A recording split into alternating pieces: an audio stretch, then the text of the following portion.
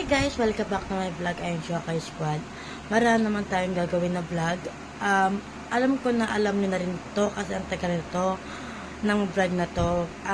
Ngayon ko lang to gagawin. Yung Jojowain or Tatropahin Challenge Artist Edition. Tawagan natin yung kaibigan ko guys. Yan.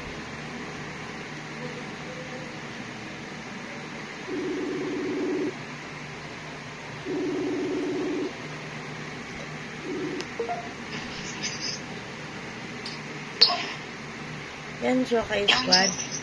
Ito na siya, Shokai Squad. Say hello. Hello. Si Bruce. Si Bruce, ay may sa Batang Riles? Oo, si Bruce ako. Tropa yun ng ano, okay. Ala, sorry, totropahin ko lang. Si Lee Victor. Lee Victor, yun ba yung kulot yung buhok? Oo. Sa GMA? Oo.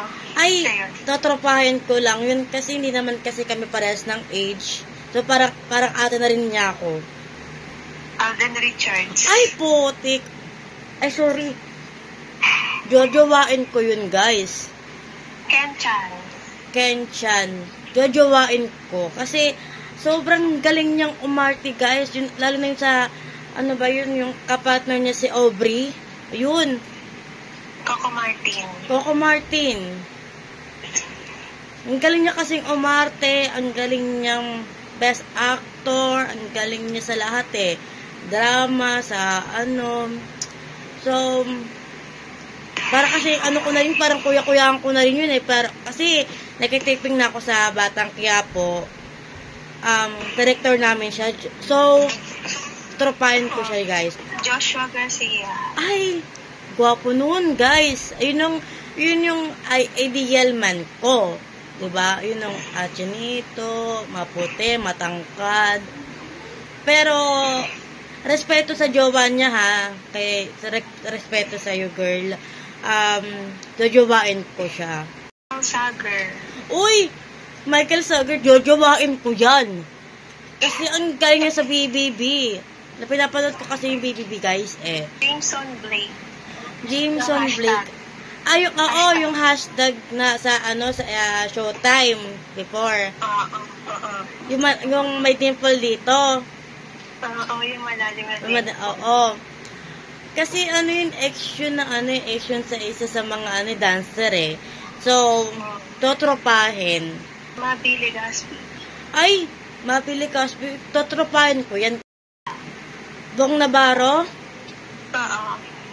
Bong Navarro. Kuya ko na yun eh, so totropahin. Kiel Gueco. Ay! Kasi, seryoso ba? Guys, alam naman natin sobrang gwapo ni Kiel Gueco. Napapanood ko kasi mga live niya, so naglalaro na rin kasi kami ng ML, naglalaro na kami ng COD. So, I guess, kasi yung kaibigan ko is crush siya, so nare-respeto ko yun. So, sorry, nabubulol ako!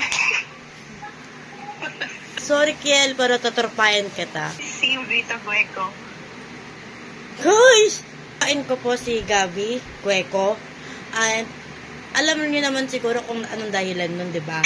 So, wala na po akong, no comment na po ako doon. Kasi namamala na po ako. So, ayun lang siya kay Squad. I love you so much.